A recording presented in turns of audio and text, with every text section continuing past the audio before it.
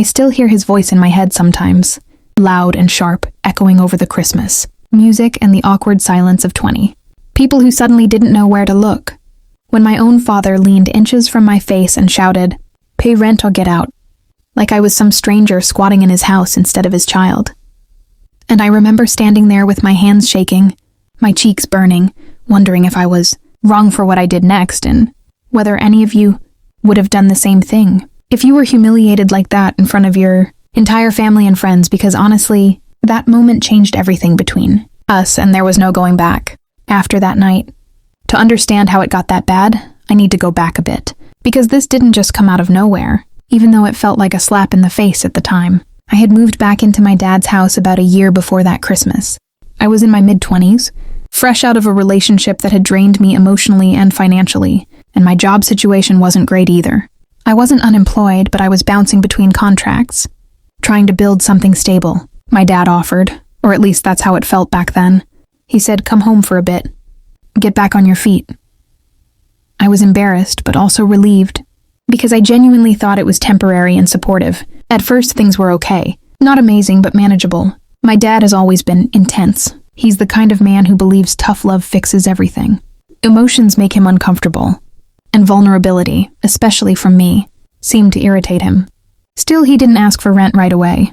I helped around the house, paid for my own groceries, chipped in for utilities when I could, and I thought we had an unspoken understanding.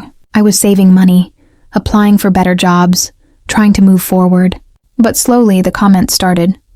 Little jabs here and there. Must be nice not paying rent.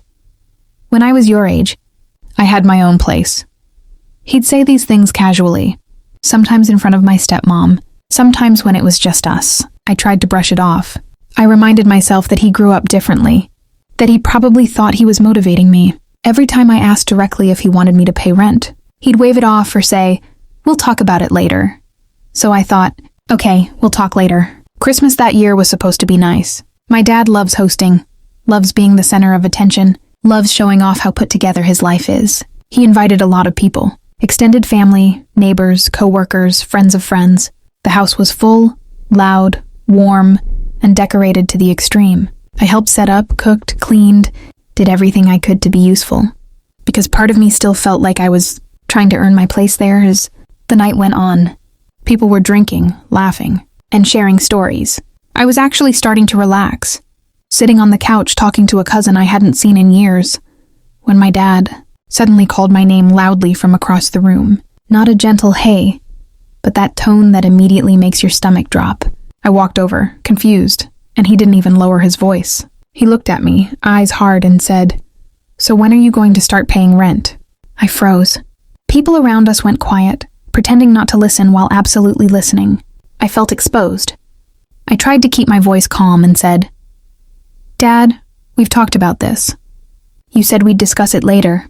That's when he stepped closer and raised his voice even more and shouted, "No, I'm done waiting. Pay rent or get out." The room went dead silent. 20 people.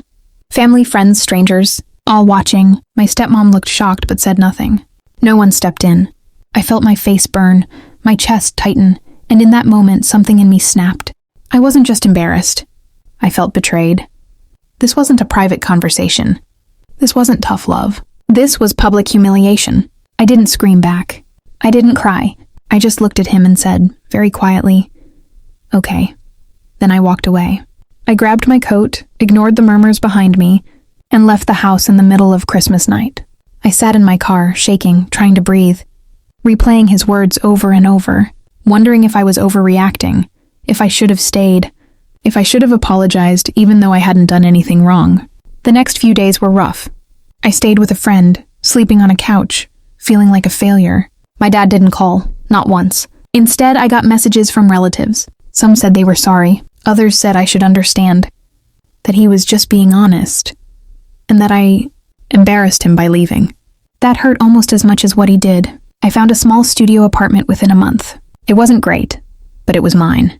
I stretched my budget thin, took extra shifts, picked up freelance work and survived. I didn't talk to my dad much during that time. When we did speak, it was awkward and surface level.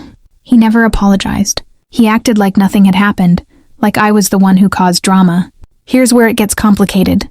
And this is where I want you to really think about what you would have done. About 6 months later, my dad called me and asked for help. He was having some financial trouble.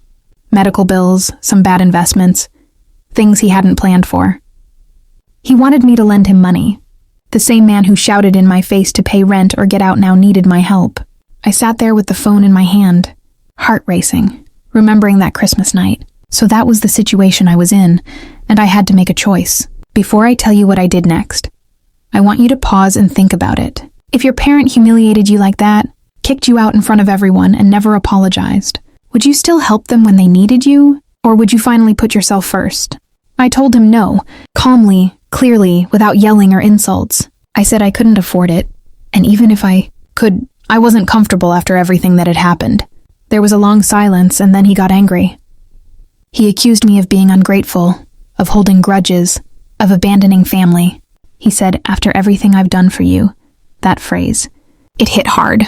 I reminded him of Christmas. I reminded him of how he treated me. He dismissed it, said I was too sensitive, said he was just being a parent. That was the moment I realized something important. He didn't see me as a person with feelings. He saw me as an extension of himself, something he could control. After that call, I went low contact. It wasn't easy. I felt guilty. Society drills into us that we owe our parents everything, but I also felt lighter. I was finally standing up for myself in a way I never had before. The aftermath has been messy. Some family members sided with him. Others quietly told me they understood. My relationship with my dad is distant now. We exchange polite messages on holidays, but that's it. He never apologized. I stopped waiting for one. Looking back, that Christmas night was awful, but it also forced me to grow up fast. It pushed me into independence and self-respect. I learned that love doesn't mean accepting disrespect, even from your own parents. So that's my story. If you were on my side, like this video, if you think I was wrong, tell me why. Subscribe for more stories like this, and share your final thoughts on this whole mess in the comments section.